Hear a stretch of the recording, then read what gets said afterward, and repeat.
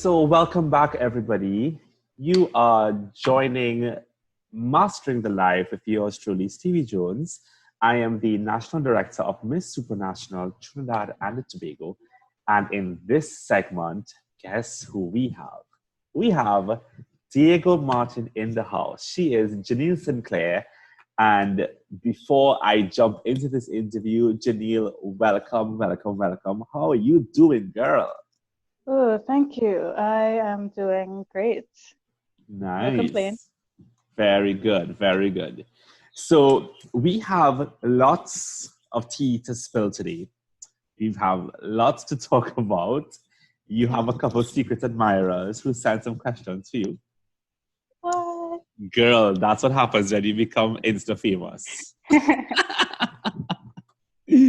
So a lot of the supporters and fans and friends of Miss Supranational really have been asking to get to know the delegates a little more intimately. So we decided to take a different slant and take the makeup off, not overly glam, and really just present both myself and yourself and the face of the pageant in a very casual, relatable way. So that your fans and your friends can feel a little more relaxed as well, because there is a human being behind the glam and the glitz and the dress up. Yeah. So we've been living through a challenging period, and for our generation, we only read about it, or we probably watched movies like Contagion, and things like that, right? We probably never thought we'd ever be living through a pandemic. No, never. Do you feel in your heart that beauty pageantry is relative in a time like this? I would say both yes and no. Because, given what I do know, I don't know much, but what I do know, a lot of the beauty queens themselves, they are doctors, nurses who actually work as firefighters, who volunteer their time just to make the world a better place. They're not just a pretty face. Mm-hmm. They have a brain, they have a heart. They give I love back. that. They try to give back as much as they possibly can, and I think it's very relevant. Yeah, that's beautiful. I even in asking the question, I had not been actively thinking about a response like that. I mean, we talk about frontliners, and automatically we think of doctors and nurses attendants, etc. Yeah. But we hardly ever talk about all of the other professions, many of whom and many of which a lot of our beauty queens and even our misters in pageants are active in their own professions. Yeah. So you think it is relevant? You think even if we did not have a pageant this year, you think that our beauty queens still have something of worth to see? Of course. Yeah. I think the same thing too. So what do you say to people? I mean, I don't know if you've met anybody, but I have. What do you say to people who are not advocates of beauty pageantry? The people who still say that beauty pageantry subjects women to public scrutiny and, we parade their naked bodies on stages. What do you say to those people? Can you believe that I was actually one of them? Tell us, let's spill the tea, girl. There's just one part. The thing that we see the most is them in the gowns and the bikinis. We don't really see much of behind the scenes. So joining the pageantry is something that I wanted to do to basically not broaden my horizons, but to open my eyes and my mind to it. Right, yeah. And it has, in the sense that you need to have a heart you need to have a brain. You need to know things, feel Yeah. things. Yeah, of course. You It have to be goes a deeper. person. Yes, it goes so much deeper than I ever thought. And it's Yes. literally only just the beginning. It literally Right. just started. And this is what I've learned so far. I remember when you came in, I think it was after you'd applied, of course, because we saw your pictures and we got your resume, yada yada yada. Yeah. And of course, when we saw your first batch of photos, I think people were shocked because your sense of style is it's very punk rock, it's very edgy. Yeah. There's this fabulous photo of you that I wish we could throw up during this live of you doing this. And I was like, yes! And I thought to myself, this girl is one of the young women who I've seen that has not been afraid to present exactly who she is, even if it costs her not being accepted. Yeah. And for me, I think that was one of the deciding factors in allowing you in. Because I thought to myself that beauty pageantry is it's so cookie cutter. Well, it has been. I remember some of your photos sliding across the judges' folders, and everybody was fixated on this one photo with you with a beautiful mohawk in an afro, like an afro mohawk. Yeah. Very edgy punk rock kind of makeup. And we were like, who is this chick? Like, can you see this girl being the face of Supra? And we were just like, well, what are we to know? We have to give her a chance.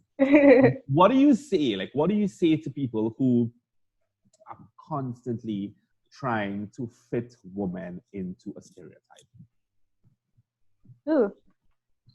I don't exactly have the words because I remember a point in time where I would try to fit in with society and all that jazz, but then I was like, it's tiring. boring. It is so boring. It is so tiring. It's like, I don't want to be like everybody else. I want to be me, and me is very, very weird, very out there. As much as I am very outgoing, I'm also extremely reserved. Yeah. I have my moments. I don't want to hear you. I don't want to see you. I want to be by myself. I like me. Me time is great. Me time the is best great. time ever. The best time ever. Mm-hmm, mm-hmm, mm-hmm. But, so, yeah. But in that me time, what do you discover most about yourself in that me time? In that me time, I go through my head. I think about everything that I've ever done, everything that I want to do, and I'm like, Mm-hmm. Is this who I want to be? Is this who I am? Am I gonna keep on changing? Am I gonna stay the same? Like, I don't know. Life is very unpredictable. Like, I'm a lot more outgoing this year than I was last year. Right. Who's to say next year I don't go back into extreme reservation and cut off the entire world, Yeah, yeah. I don't know. So you kind of do you see yourself as one of those characters who really just live based on current mood and reality? Yeah. Yeah, most definitely. Yeah. So we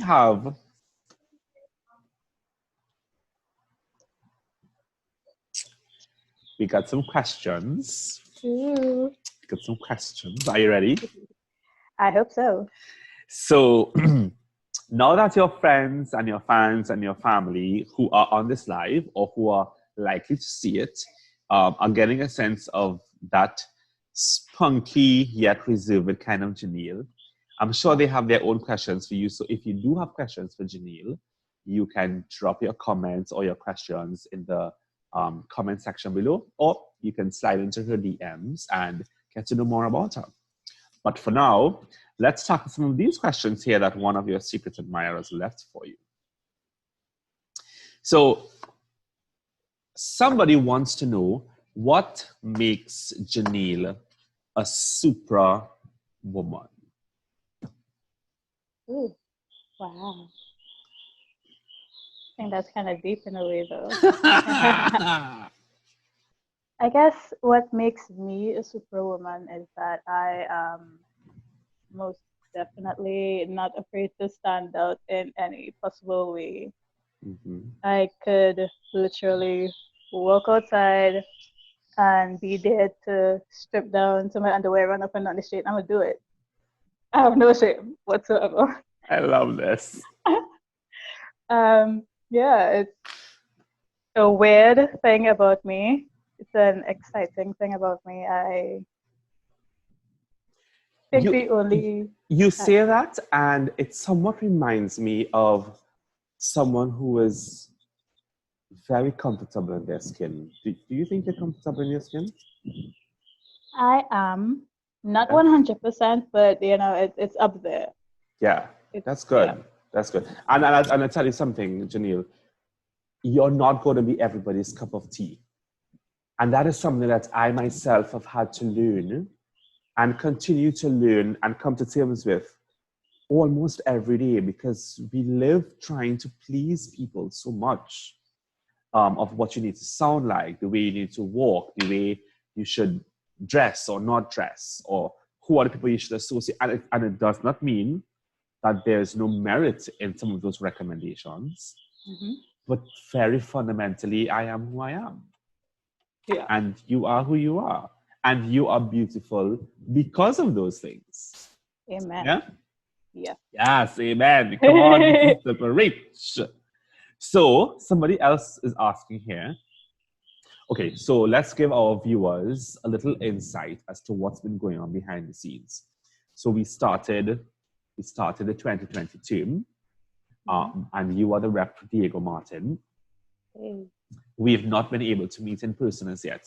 So far, for the past few months, our relationship has been virtual, which is something that in the recent past, we were trying to tell people that that's not a healthy thing.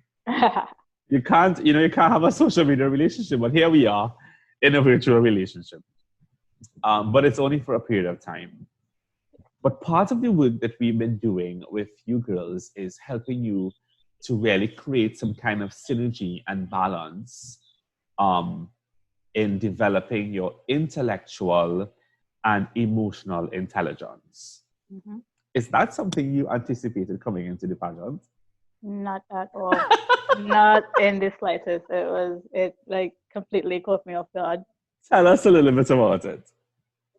It was like, I think from the very first session, that's where we got to meet everybody, Mm-hmm. and we got to know everybody little by little. It's like, okay, great, cool. And then we go deeper and we're talking about feelings, and I'm like, what? Yeah, who talks about feelings in a beauty pageant? Who does that? I got confused, but I was into it. I'm like, let's vent. Why not? My lips are sealed. Nobody's gonna know anything that you tell me. Mm-hmm. I liked it so much, and it kind of helped me to know the girls a lot better. I feel like after this, when everything's all cleared up and we can meet up in person, I could just walk up to them, hug them, be like, "Oh my God, girl, I haven't seen you in like 10 years. How you doing?" You know? Right. And still, even in that moment, we are all going to be faced with a new reality that's in front of us, because what people show us on a screen or via a phone call or a WhatsApp chat, you still have to take with several pinches of salt, because in truth and in fact, you can't know someone in their totality in such a short period of time. Mm-hmm. But do you think that so far you've started to pay closer attention to your own personal dynamic in terms of how you think, how you operate, what you want to do with your life? Have you been actively feeling that way? I have, yes. It's something that I actually put on the back burner, and coming into this, it resurfaced and it brought me back like, yeah, I need to start doing this. I need to start doing that. This is something that I am extremely passionate about. I don't know why. I just forgot about it. So let's get started. I started writing down a list, making a plan, you know. It may take Fabulous. years, but it will eventually come true. And when it does, I will be extremely happy and extremely content. And I cannot wait for that. Beautiful. Someone here is asking, by the way, guys, these cards that you see in my hand here, these are some questions that we got from people who, behind the scenes, who know of our girls, and they've asked me to share these questions. So here goes. If you had a magic wand, how would your life be better in the next 3 months? That is a kind of weird, kind of complicated question. This is a bonus question for 600 points.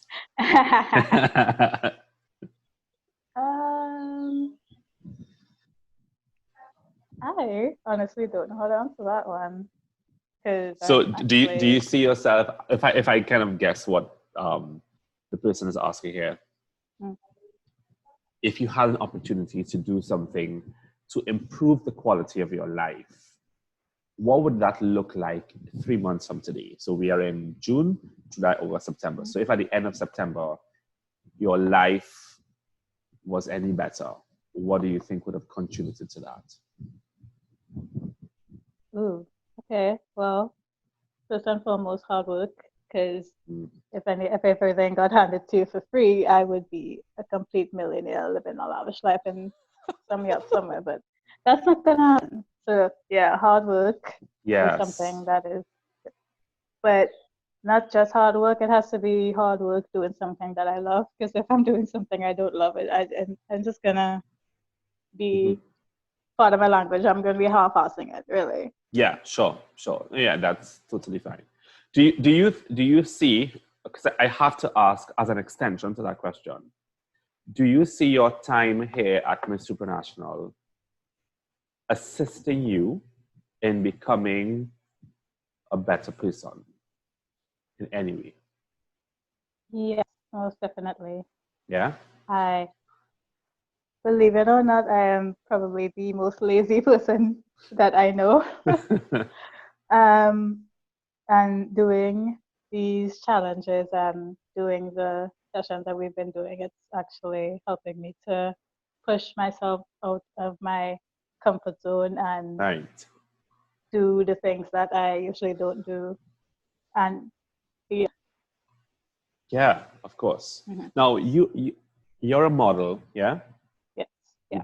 You've done quite a few runways, worked with quite a bit of photographers and makeup artists and stylists. What would you say is your personal style? Do you have a personal style? My personal style is whatever I feel, honestly. In the moment. Yeah. So what are you feeling? What are you feeling right now? Like what is this style today? What is this?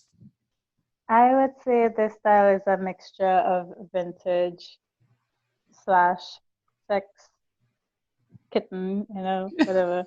Because yeah, up here looks very decent, but it's actually no! short romper. It is a very short romper. It's very decent here, but it's rather sexy. It shows off all the legs and stuff. Where did you get that that very edgy personality from? Is it just growing up influence, or was it from mom? Is mom that person? Is dad that person? I actually think this is all me because my dad is no, not really. My mom is a rather assertive and assured person, and my dad, I would say, is more, you know, he's more laid back and happy. Yeah. And I'm just I'm like the black sheep of the family. I don't know where this came from. Yeah. Yeah. but it's me, it works, and I love it. Great. Yeah, well, love the skin that you're in. Great. So this morning, I don't know if you would have seen it just yet. I hope you have. But our president, Gerard von Lipinski, who is the president of Miss Supranational in Poland, formally launched the CSI initiative. Now, let me just kind of give you and our viewers a little background about the CSI initiative. We are going, Miss Supranational, and that's who I refer to as we, are going into our 12th year. The pageant was birthed in 2009 in Poland, so it's a Polish-based pageant, and has grown tremendously over the years in its span. And throughout that birthing period, of course, like everything else, you're discovering your identity. So part of the identity of Miss Supranational is really asking some difficult questions. Who am I? What do I stand for? And where am I going? Yeah. And so that's a question that you ask yourself. And we ask our girls, who are you? What do you stand for? Where are you hoping to go? Well, the good news is that to help really solidify, clarify, and to concrete one of the big questions that a lot of people have been asking, well, what is Miss Supranational about? So here goes. This morning, the international organization officially launched the competition's Community Service Initiative. It's a CSI abbreviated, and it's called From the Ground Up. This movement really is a grassroots movement. I mean, I know you know what that language is, what grassroots is. So it's really a call for all of the Supra family members across the globe to go back to basics, to go back to community-based engagement, and to get their hands dirty. I was sharing with some of your other sisters in earlier sessions that a lot of times there are so many charitable projects, so many, big, medium, small, and indifferent, right here in Trinidad and Tobago. And there are those who get a great amount of support, and then there are some really good projects and organizations and founders and charisms who people they know nothing about, but they do good work. Sure. And so what the international organization is asking for us is to support those initiatives, give them the muscle power, give them the opportunity to benefit from any of your fundraising activities, give them an opportunity to be showcased and to be given a chance to be heard, the same way you are given a chance to be heard. And that's why it's so grassroots, because there's a character about being grassroots that involves not just the delegate and the franchise, but everybody in the community. So on that note, I know there is something that you want to share with your fans and your friends about your Supra social responsibility. Tell us about your project. Well, I think like ever since I was little, I have loved animals of all sorts and kinds. I've had probably every name of dog you can think of from my childhood growing up. Yeah. And I think way too much people are just disregarding the animals. They disregard everything, but the animals are very much important to me because they're living beings, you know. They need love too. Everybody needs love. They need love. They need food. They need everything. So, I mean, I personally wish I had a shelter or that I had the room to foster animals, but I don't. But we have so many shelters here that we can randomly find a box of kittens or puppies and be like, I don't want to just leave them there to die. You could take care of them maybe for a couple hours or a day, carry them to the shelters, let them know, hey, can you help? Are they able to, And a lot of people tend to go for the expensive purebred dogs, but the shelter dogs, I think, are more important because, like, 1 or 2 days after, maybe a week, they like they have to put them down, which is it's not cool. And they have It's to like put them down because of their living conditions, because they're not being taken care of properly, they're not being fed, not bathed, because they may have contracted some type of animal disease, maybe living on the streets, that kind of thing. Yeah. Right. So what are you asking people for in terms of support? How can they help you with this initiative? I'm just asking people to basically have a heart. You see a stray, even if it has a color you don't know, it could be a runaway, take it to the shelter. Try to be nice. There's a specific way you should approach a dog, by the way. You don't just approach a dog anyway. You literally have to let the dog approach you. You don't put out your hands because you could easily get bitten. Right. You stand there, you either stand or you crouch and you wait. If you have something to eat, you could lay it out in front of you, let them, build a sort of trust Yes. towards you. Yeah, of And course.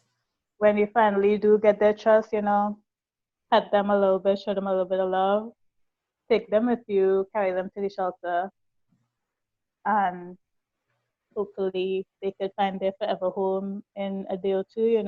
Yes.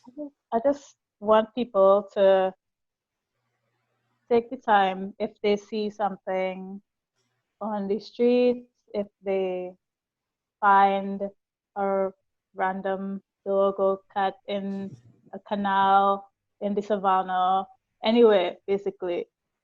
Take the time. You may be as busy as possible. Take the time. You can even just call the shelter and be like, hey, I see something there. I really can't do anything about it, but I wonder if you can maybe send somebody, Yes. So I think what I'm hearing is that you're asking for people to become more consciously aware that there is a need to take care of all of creation. So not just the human race, but part of the environment also consists of the makeup of the animal kingdom. Yeah. And that there are many of them, like us, who are humans, who are migrants. We have lots of animals who are migrants. Yep. And who have to, they either run away from home, or they're given up, or they're thrown out of their house because their owners can't keep them, or for whatever reason. But there's a good Samaritan in all of us. Do you foresee, Jeneil, what type of impact do you see this particular project? By the way, what's the name of your project? Does your project have a name? I actually did not give it a name, but I mean, animal rescue is always a good way to go, Right. So you are kind of shying away from creating something new, but instead supporting that which already exists. Yes. Yeah. Okay. That's wonderful. And so Yeah. maybe one of the things that you can do to help with the people who are on your life right now is maybe to drop some contact information of animal rescue shelters, and the caretakers and different movements who do what you are hoping to achieve, whether it's TTSPC or whomever. As a matter of fact, that reminds me, one of our delegates from last cohort, 2019, she actually started an animal rehousing project. So what she does, it sounds very familiar. What she does is, if let's just say, okay, so I can disclose to you and to the public I had two boys of my own whom I loved very much. I am saying this and I'm feeling emotional because they even carried my name. So their names are, because they're still alive, Alex and Gio. And I actually adopted them because they were found in a Rima wandering the streets. Pumpex, they're mixed breed Pumpex, one black, one white. And another friend of mine took a photo and posted it on social media. The dogs, and this was maybe about 6 years ago, a vet adopted the dogs and kept them at his veterinary clinic in Arima for a couple of weeks. But he couldn't keep them forever. So my friend took photos of them and posted them online. I saw it, and of course I love animals. But where I live, I rent, and some landlords don't like you to have pets. That's a reality, right? Sure. Anyway, I kept them. I took care of them for a long while. They were boisterous as hell. But when I tell you, if you were to meet them, literally like my children, because they both have my personality. One is very loud, very boisterous, very bossy, but needs affection and attention. And the other one is just very spontaneous, doesn't care about anything, would jump off a cliff and land on one foot. So a nice mixture of my personality, but I love them very much. And I had to give them away last year because by the time I had moved, and actually one of the girls, the same girl who I'm talking about from our last cohort, she helped me to find a home for them. So they didn't have to go to a shelter. They actually are now living with a very loving family in San Fernando, and they're being taken care of. I mean, I miss them dearly. So I'm listening to you talk about your project, and I can identify because everybody needs a companion, and dogs are man's best friend. Sure. So I wish you all the best on your project, and I hope you get there are lots of animal lovers. So I really hope you get some support where that is concerned. So as we wrap, I want you to tell us and to tell your fans and your friends who are on this live. We're going to ask something a little bit personal. Cool. So, if Jeneil were to win the crown of Miss Supranational in Poland, and in your first year of reigning as Miss Supranational, if you were to get pregnant during your reign, would you keep the baby?